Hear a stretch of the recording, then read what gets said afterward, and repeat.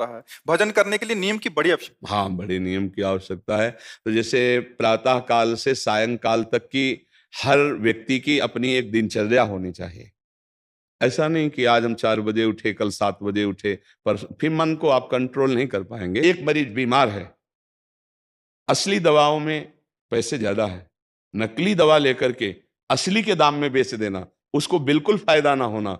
लेकिन परमात्मा देख रहा है, तुम जानते हो नकली दवा है। मन के लिए एक दिनचर्या होनी चाहिए कि हमको 10 बजे सोना है, 4 बजे उठ जाना है, तो फिर 4 से 4:15 नहीं होना चाहिए, 4 बजे उठ जाना, ऐसा नियम बना ले। और उठ करके हमको थोड़ी देर नाम जप करना है, थोड़ी देर हमें वाणी जी का गायन करना है, थोड़ी देर हमें ध्यान, एक अपनी दिनचर्या हर विषय में। यदि हम अपने धर्म से चले, अपने सत्य से चले, और थोड़ा भी भजन होगा, वो आपको उत्तम गति प्रदान करेगा। पर ऐसा कहाँ समझ में आ रहा है? अध्यात्म के बिना भला ऐसा समझ में आएगा? तो इसीलिए कह रहे हैं हमारे देश की दुर्दशा हो रही है। फिर हम अपने संसार के कार्य के नियम, जो संसार के कार्य हैं, उनको भी करते हुए भगवान को समर्पित करें। जैसे जो पद में है, जो आपको राष्ट्र सेवा मिली है, जो आपको समाज सेवा के पद मिले हैं, या आपको जो घर की सेवा के कार्य मिले हैं, उनमें बहुत धर्म पूर्वक आचरण होना चाहिए। पूर्वजों में पहले ये था कि हमारा धर्म नहीं जाना चाहिए चाहे प्राण चले जाएं, हमारा चरित्र नहीं जाना चाहिए चाहे सर्वस्व नष्ट हो जाए। आज इसकी कोई परवाह नहीं। अगर आप अधर्म आचरण करते हैं, अपने पद का दुरुपयोग करते हैं, तो आप सुबह जग करके थोड़ा माला चला लीजिए, फिर भी आपका कल्याण नहीं होगा, क्योंकि आप अपने पद का, अपने सेवा का दुरुपयोग कर, तो उसी से बुद्धि भ्रष्ट हो जाती है। जीवन एक पशुवत आचरण वाला हो जाता है, और वो अपने को बड़ा सुखी समझने लगते हैं कि हमारे पास बड़ा वैभव है। लेकिन प्यारे, उस दिन को याद करो जिस दिन तुम्हारा आखिरी समय होगा, ना तुम्हारा फार्म हाउस जाएगा, ना महल तुम्हारा जाएगा। हमें पता है दोषी है, और वो हमको कुछ धन दे देता है, और हम उसको मुक्त करवाने की बात सोचते हैं, और जो निर्दोष है उसको फंसा देते हैं।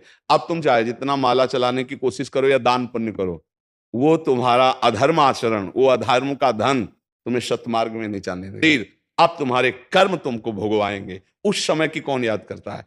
अगर उस समय की याद हो तो भय लग जाए कि नहीं नहीं, पाप नहीं करूंगा, क्योंकि जाना है यहां से। अच्छा, कब जाना कुछ पता नहीं, किसी भी समय ट्रांसफर हो सकता है इस शरीर से। नियम लेना चाहिए कि जिस पद में है, जिस धर्म में है, जिस कर्तव्य में है, चाहे कुछ भी हो जाए, हम अपने कर्तव्य से विमुख नहीं होंगे।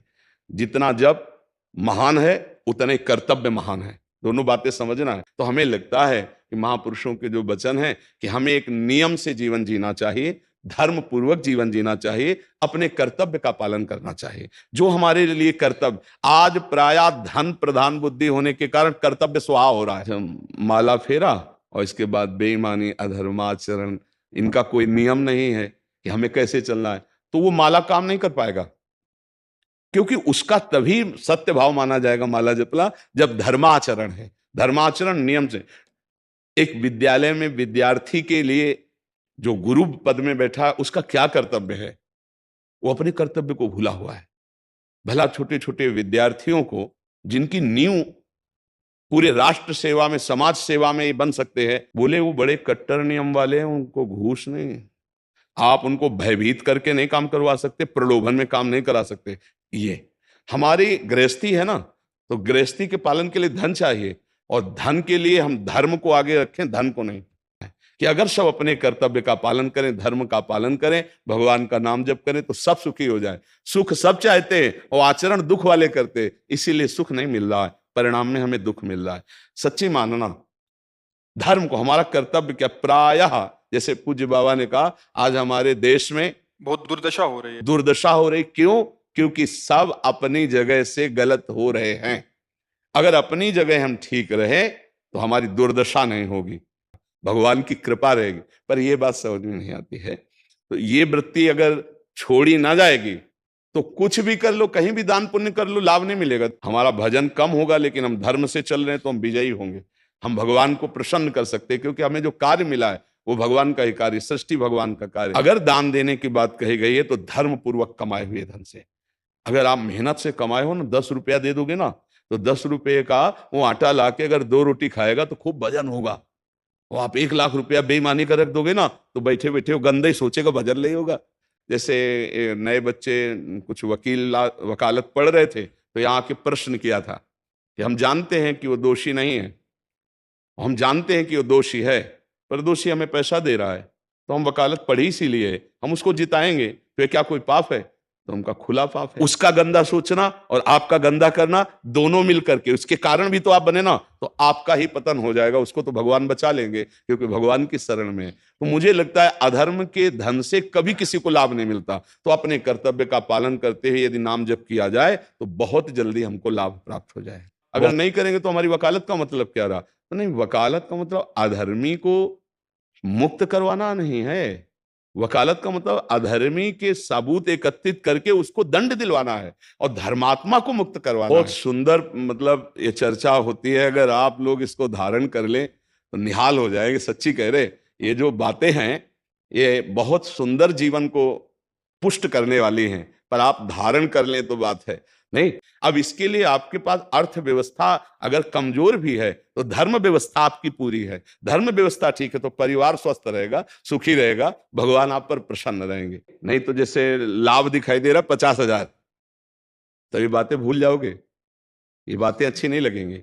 हे यार, बहुत बढ़िया काम घर में आएगा, पर हमारी ये बात ध्यान रखना, वो 50,000 घर में अशांति पैदा कर देगा, सच्ची मानना। अच्छा, फिर हमने तर्क रखा कि जैसे आपकी बहन के साथ कोई गलत व्यवहार करे, वो आपको पता है, और वो आपको 10 लाख रुपया घूस दे, तो क्या आप उसका पक्ष लेंगे?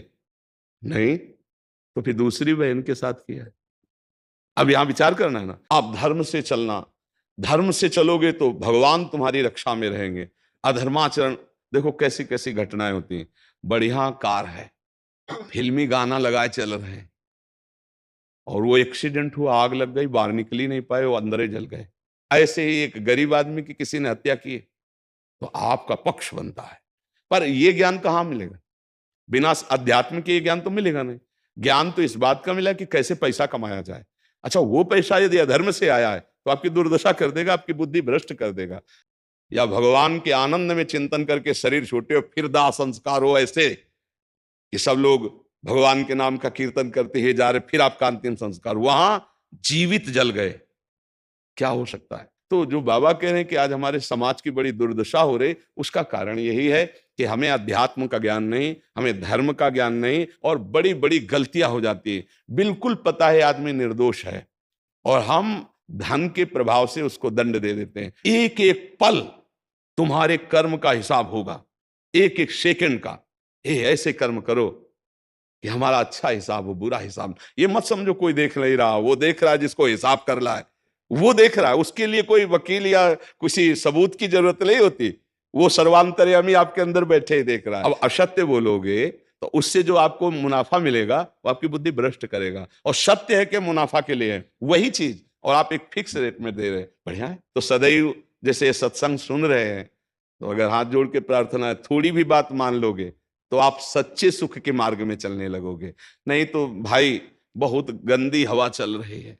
अब अगर आप कोई मिलावट करके भोजन सामग्री दे रहे हैं, आपको पता है, तो जो खाने वाले के हृदय में बैठे हुए भगवान है, वो तुम्हारे जीवन में मिलावट कर देंगे, तुम्हारा जीवन महान दुखमय हो जाएगा। ये कहाँ समझा जाता है? और वो अध्यात्म में नहीं है। आपको सच धोखे में मत रहना, अध्यात्म में है। जितना आप धर्म से चलोगे उतना सुखी होगे। एक आदमी घी में केमिकल मिला रहा है, एक ऐसे अभक्ष पदार्थ मिला है, वो स्वयं नहीं खाएगा, लेकिन वो होटलों में भेजा जाएगा, हजारों लाखों लोग खाएंगे, बीमारी बढ़ेगी, उसको रुपया से मतलब है। ये चीज, ये दुर्दशा हर जगह धर्म का ज्ञान न होने के कारण फैल रही, नहीं फैल रही। और लोक में जितना धन मिल जाएगा उतना सुखी माना जाएगा, लेकिन वो सुख नहीं है। वो चंद मिनट के लिए हाइलोजन की तरह जलेगा, फ्यूज हो जाएगा। और धर्मात्मा दीपक की तरह जलेगा, पर बहुत काल तक चलता रहेगा। इन बातों का चिंतन कीजिए, खूब नाम जप कीजिए, और भगवान के भरोसे रहिए, गंदे आचरण मत कीजिए।